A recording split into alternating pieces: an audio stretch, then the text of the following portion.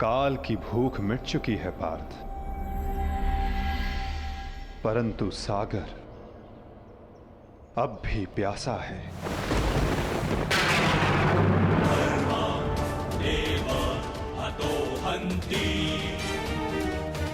तुम शीघ्रता करो पार्थ, द्वारका की सभी स्त्रियों को और बालकों को अपने साथ हस्तिनापुर लेकर लौट जाओ।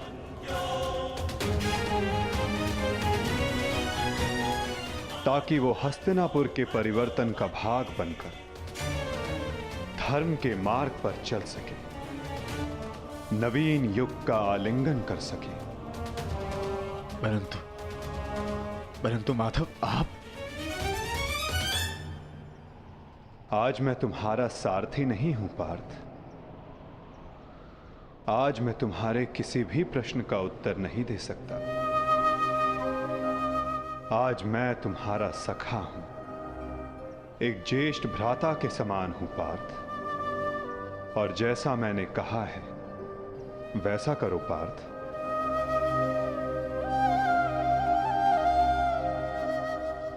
अभी किसी और से मिलने का समय है।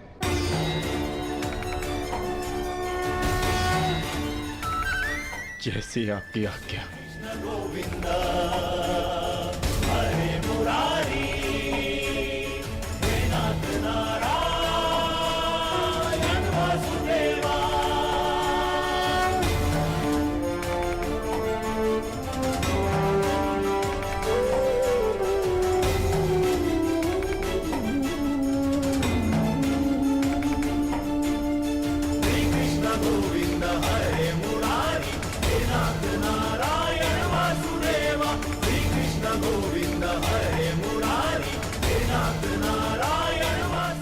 प्रणिपात।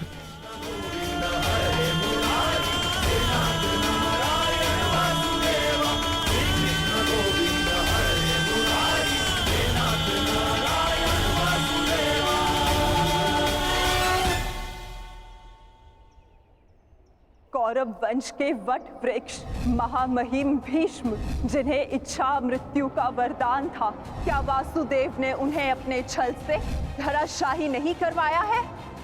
यही तुम्हारा अंतिम अवसर है पार्थ। पितामह को इस पीड़ा से मुक्त करो पार्थ।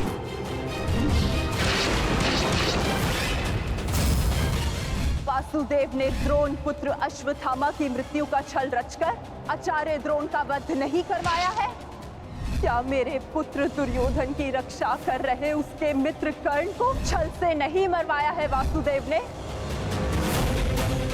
अंगराज को युद्ध का आवाहन दो पार्थ। यदि अंगराज के हाथों में विजय धनुष आ गया तो तुम कुछ नहीं कर पाओगे पार्थ। बाण संधान करो पार्थ। पुत्र दुर्योधन पर युद्ध के नियमों के विरुद्ध जाकर प्रहार किया गया, क्या वो वासुदेव का छल नहीं था?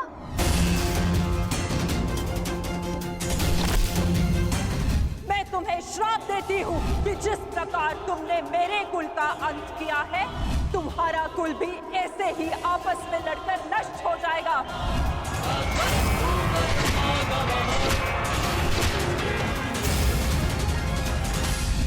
एक बहुत ही बुद्धिमान ज्ञानी पुरुष ने मुझसे कहा था कि मनुष्य अपने प्रत्येक चयन का परिणाम स्वयं भुगतता है।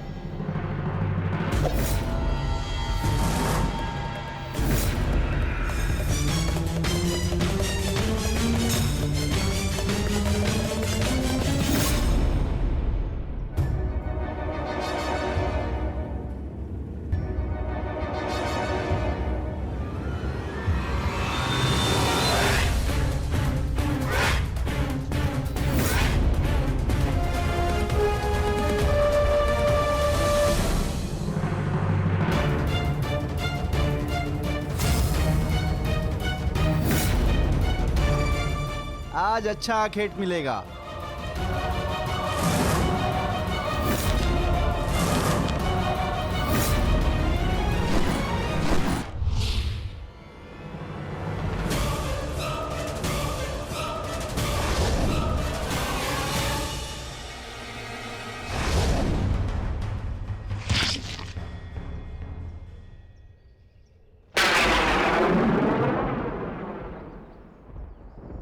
आपका ये बाण मेरा चरण भेद नहीं पाया, परंतु अब से मेरे शरीर का ये भाग सबसे दुर्बल होगा और अब कोई भी बाण मेरे इस स्मरण स्थल को भेद पाएगा और यही मेरे इस देह को त्यागने का कारण बनेगा।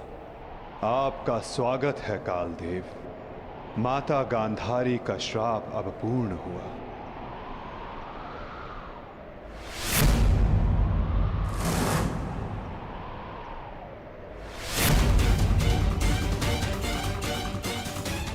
श्री कृष्ण, ये कैसा अनर्थ हो गया मुझसे? प्रभु, प्रभु मुझे माफ कर दो प्रभु, मुझसे बहुत बड़ी भूल हो गई। मुझे लगा कि यहाँ कोई हिरण है, परंतु। तुम विलाप ना करो व्याध, तुमने कुछ भी अनुचित नहीं किया। जो कुछ भी होता है सब में मैं स्वयं सम्मिलित होता हूं। कर्म के चक्र को कोई नहीं टाल सकता। त्रेता युग में मैंने जब श्री राम का अवतार लिया था, तब उस युग में तुम वीर वानर वाली के नाम से प्रसिद्ध थे और उस युग में मैंने बाण चलाकर तुम्हारा वध किया था और उस कारण हेतु आज तुम्हारा बाण मुझे आकर लगा है। मेरे जीवन का उद्देश्य धर्म स्थापना था और अब जब धर्म की नींव रखी जा चुकी है तो मेरी उपस्थिति इस धरती का संतुलन बिगाड़ देगी। हर मनुष्य इस धरती पर एक उद्देश्य लेकर आता है और उस उद्देश्य को पूर्ण करना उसका कर्तव्य होता है। मैंने अपने जीवन का उद्देश्य पूर्ण किया और आज तुमने अपना कर्तव्य पूर्ण किया व्याध। किंतु जब जब धरा पर अधर्म और अन्याय बढ़ेगा, मैं तब लौटकर पुनः आऊंगा। मैं जा रहा हूं, किंतु मेरी सीख गीता का ज्ञान बनकर समस्त संसार में शेष रहेगी। वो बालकों की चंचलता में होगी, इस संसार के कण कण में होगी। रूप बदलेगा किंतु मैं सदैव रहूंगा। शरीर का अंत होता है किंतु जो अमर रहता है वो है सीख।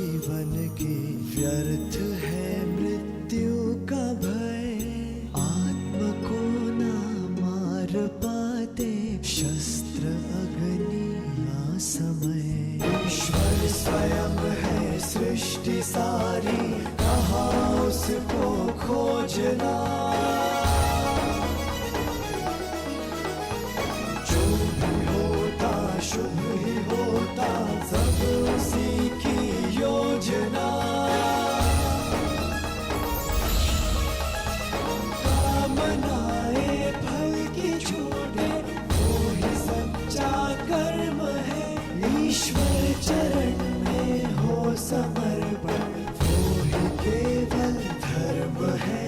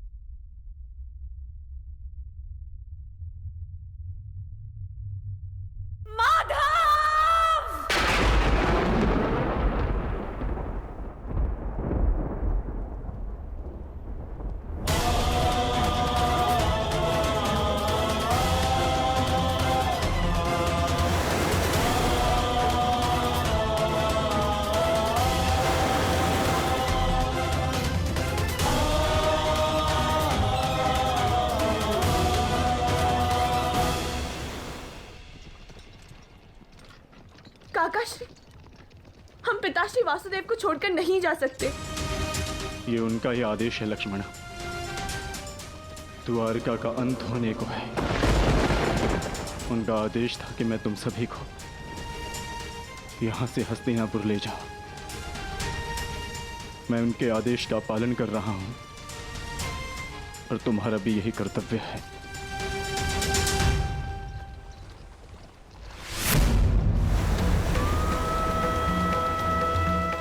हे भगवान,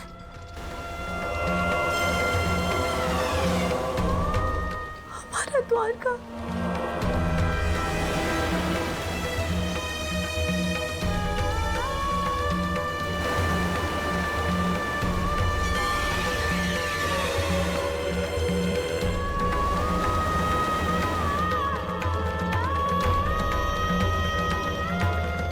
माधव का संदेश था लक्ष्मण कि लक्ष्य पूर्ण हो जाने के पश्चात समापन आवश्यक है, अन्यथा संतुलन बिगड़ता है। सृष्टि अपना संतुलन बना रही है लक्ष्मण।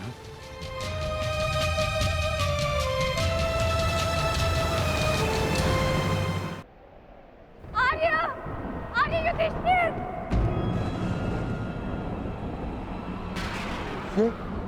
ये तो पांचाली का स्वर है।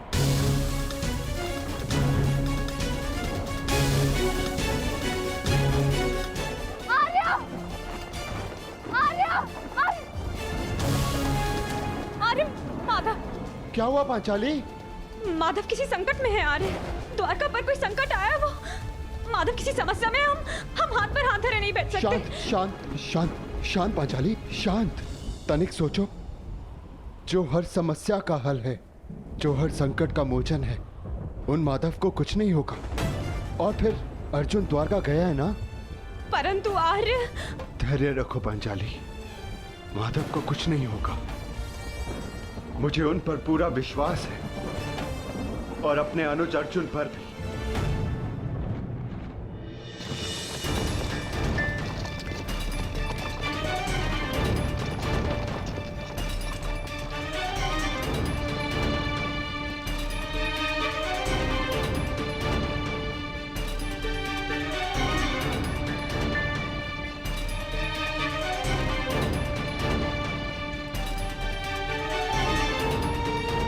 सारथी, रथ रोको।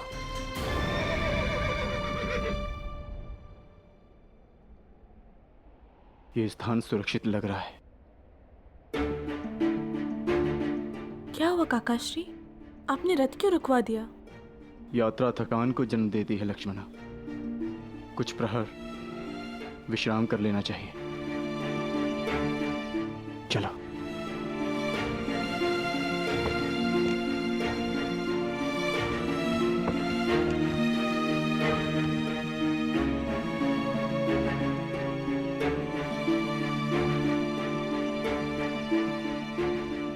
आज मैं तुम्हारा सारथी नहीं हूं पार्थ, आज मैं तुम्हारा सखा हूं। एक ज्येष्ठ भ्राता के समान हूं पार्थ, और जैसा मैंने कहा है वैसा करो पार्थ।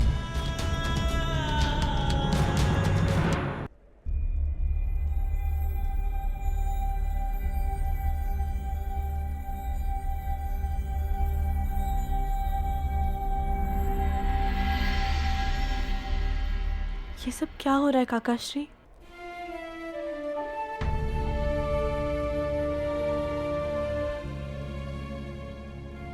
हम सभी मनुष्यों का जीवन एक यात्रा के भांति होता है लक्ष्मणा, जिसे हमें पूर्ण करना होता है।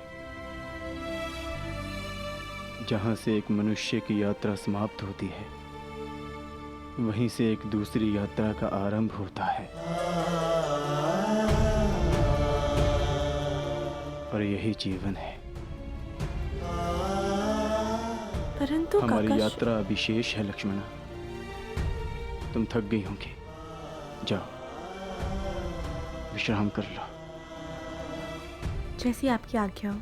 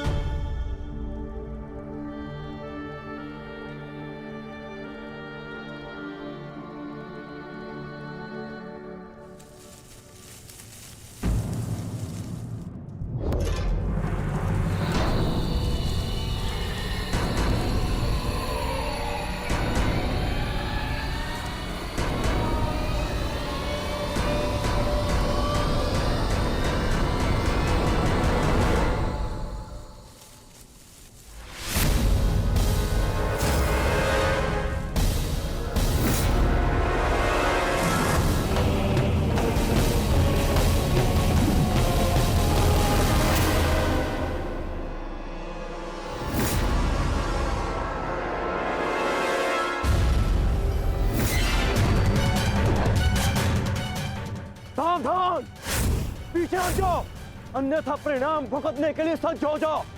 ए, उत्तर दो इसे।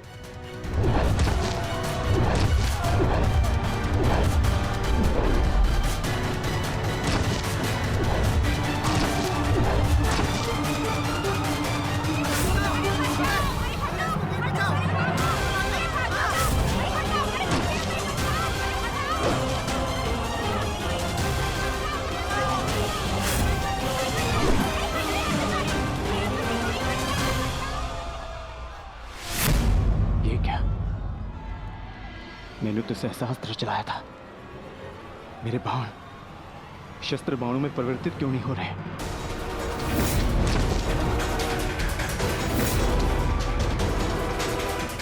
मेरा लक्ष्य कैसे चूक सकता है?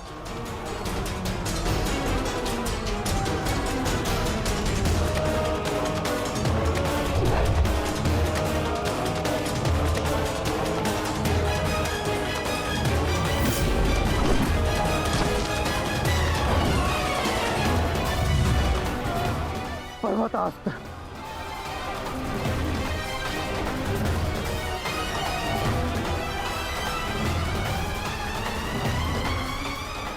ये सब क्या हो रहा है? बाण प्रकट क्यों नहीं हो रहे? कैसे करूंगा मैं सबकी रक्षा?